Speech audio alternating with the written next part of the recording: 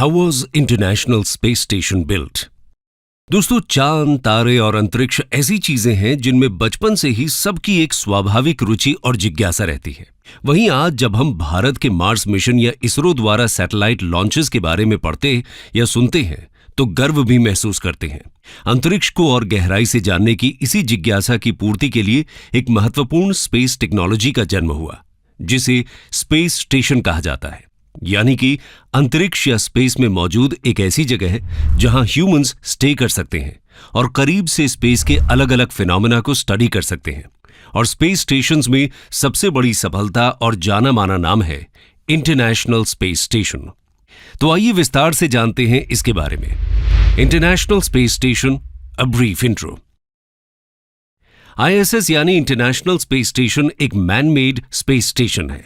मतलब एक ऐसा उपग्रह यानी सैटेलाइट है जो अंतरिक्ष में मनुष्यों के रहने योग्य है।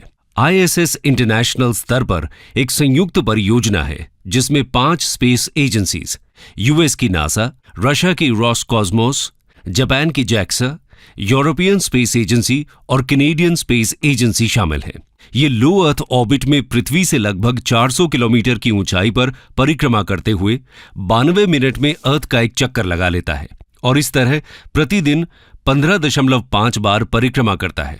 इस स्टेशन का उपयोग एस्ट्रोनॉट्स और साइंटिस्ट्स द्वारा विभिन्न चीजें ऑब्जर्व और खोज करने के लिए किया जाता है, जिसमें ह्यूमन रिसर्च, अर्थ sciences, life sciences, space medicine, physical sciences, astronomy और मीटियोरोलॉजी जैसी रिसर्च फील्ड्स शामिल हैं। ISS में 6 लोगों का क्रू प्लस विजिटर्स रह सकते हैं। पर यहां गौर करने वाली बात यह है कि ISS पर रहने वाले एस्ट्रोनॉट्स 6 महीने से ज्यादा यहां नहीं रुक सकते। ऐसा इसलिए क्योंकि स्पेस में रहने पर ह्यूमन बॉडी और हेल्थ पर एक डेट्रीमेंटल इफेक्ट देखने को मिलता है, जो समय के साथ और गहरा होता जाता है। इसीलिए नियम अनुसार किसी भी एस्ट्रोनॉट के लिए सिर्फ 6 महीने का ही समय काल तय किया जाता है। दोस्तों, ये तो हुआ ISS का एक संक्षिप्त परिचय। लेकिन क्या आपको पता है कि ये इतिहास का पहला स्पेस स्टेशन नहीं है? तो आइए जानते हैं स्पेस स्टेशंस के आइडिया का जन्म आखिर कब और कहां हुआ और कैसे इस दिशा में कदम बढ़ाए गए। Idea of space stations. International space station अपनी तरह का पहला आइडिया या कोशिश नहीं थी। इससे पहले भी इस दिशा में काफी प्रयास हुए थे कि ऐसा एक उपग्रह अंतरिक्ष में भेजा जाए जिस पर कुछ समय के लिए एस्ट्रोनॉट्स स्टे कर सकें। और इस आइडिया के जनक रशिया के कॉन्स्टेंटिन ई त्सोल्कोव्स्की को माना जाता है, जिन्होंने पहली बार अपनी किताब फ्री स्पेस में, जो 1883 में प्रकाशित हुई थी, स्पेस स्टेशन का एक स्केच बनाया था। उनकी ही प्रेरणा से आगे चलकर रशिया ने 1971 में पहला प्रायोगिक स्पेस स्टेशन सैल्यूट अंतरिक्ष में स्थापित किया। सैल्यूट की सफलता के बाद रशिया ने और भी स्पेस स्टेशंस अंतरिक्ष में भेजे, जैसे कि 1973 में सैल्यूट 2, 1974 में सैल्यूट 3 और सैल्यूट 4, 1976 में सैल्यूट 5, 1976 में सैल्यूट 6 और 1982 में सैल्यूट 7। दोस्तों, यहां दिलचस्प बात यह है कि सैल्यूट 7 भारत के लिए भी खास था, क्योंकि अंतरिक्ष में सफर करने वाले पहले भारतीय कैप्टन राकेश शर्मा ने सैल्यूट 7 को ही 7 दिन के लिए अंतरिक्ष में अपना घर बनाया था। इसके बाद 1986 में रशिया ने मीर स्पेस स्टेशन स्पेस में भेजा, जिसमें लगभग 1 दशक तक क्रू रहा। यहां सोचने वाली बात यह है कि जिस समय रशिया एक के बाद एक स्पेस स्टेशंस लॉन्च कर रहा था, उस समय अमेरिका की नासा क्या कर रही थी? उनके द्वारा कोई स्पेस स्टेशन लॉन्च क्यों नहीं किया गया? तो दोस्तों, इस दौरान अमेरिकन स्पेस एजेंसी नासा अपने मून मिशन यानी अपोलो मिशन में व्यस्त थी।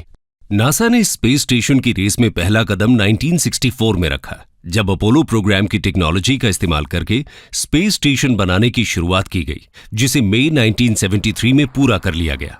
पर ये सारे एफर्ट्स हर देश अपने निजी लेवल पर कर रहे थे। अमेरिका और रशिया अपने बीच चल रहे शीत युद्ध यानी कोल्ड वॉर के कारण इसे एक प्रतियोगिता मानते रहे, जहां 1980 तक रशिया ने स्पेस स्टेशंस के क्षेत्र में कुछ सफलता और अनुभव प्राप्त कर लिया था, वहीं अमेरिका इसमें बहुत बड़ी योजना बना रहा था। तो आइए दोस्तों, अब जरा ये जान लेते हैं कि ISS जैसी अद्भुत स्पेस टेक्नोलॉजी की शुरुआत कब हुई और इसे कैसे बनाया गया।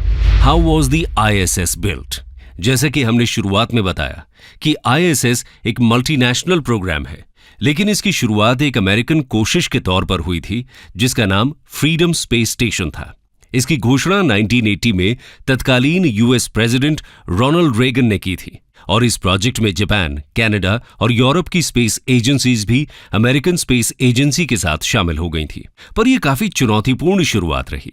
जहां एक तरफ इस योजना का कॉस्ट बहुत अधिक था, वहीं ये उस समय की मौजूदा टेक्नोलॉजी से भी बंधी हुई थी। इस कोशिश ने असल रफ्तार 1990s में पकड़ी, जब कोल्ड वॉर के अंत के साथ ही रशिया भी इस स्पेस प्रोग्राम का हिस्सा बन गया और इसका नाम रखा गया इंटरनेशनल स्पेस स्टेशन। दोस्तों, आईएसएस को बहुत सारे हिस्सों में और अलग अलग समय पर स्पेस में ही जोड़कर बनाया गया था, जिसकी शुरुआत 20 नवंबर 1998 को रशियन कंट्रोल मॉड्यूल जारिया के साथ हुई। उसी के कुछ दिन बाद यूएस के कनेक्टिंग नोड यूनिटी को लॉन्च किया गया, जिसे जारिया यानी कंट्रोल मॉड्यूल के साथ स्पेस में ही जोड़ा गया था। उसके बाद साल 2000 के मध्य में रशिया द्वारा बनाए गए हैबिटेट एंड कंट्रोल सेंटर ज़्वेज़दा को आईएसएस में जोड़ा गया था और इसी के साथ उसी साल 2 नवंबर को आईएसएस को अपना पहला क्रू मिला, जिसमें शामिल थे रशिया के कॉस्मोनॉट्स सर्गेई क्रेखलेव एंड यूरी गित्जेंको और अमेरिका के एस्ट्रोनॉट विलियम शेपर्ड। इन्होंने सोयूज नामक स्पेसक्राफ्ट से उड़ान भरी थी और आईएसएस तक का सफर तय किया था।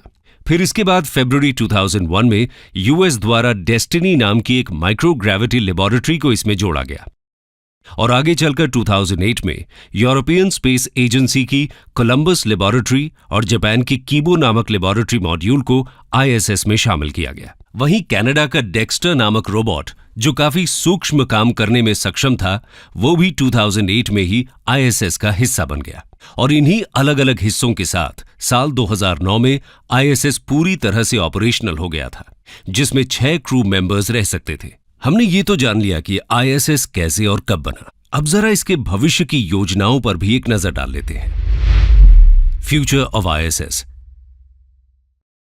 दोस्तों, साल 2000 से आईएसएस पर लगातार क्रू की मौजूदगी रही है, पर आईएसएस का ये 3 दशक का सफर अब अपने अंतिम चरण की तरफ बढ़ रहा है, जहां एक और इंटरनेशनल स्पेस स्टेशन में प्राइवेट कंपनीज जैसे स्पेसएक्स की भागीदारी बढ़ रही है। वहीं दूसरी ओर रशिया ने 2022 में यूक्रेन युद्ध के बाद लगे सैंक्शंस की वजह से इंटरनेशनल स्पेस स्टेशन से अपना सहयोग वापस लेने का फैसला किया है। नासा ने भी इंटरनेशनल स्पेस स्टेशन को 2031 में प्रशांत महासागर में रिटायर करने की योजना बनाई है। तो दोस्तों, ये देखना रोचक होगा कि आने वाले समय में स्पेस स्टेशंस का भविष्य क्या मोड़ लेगा।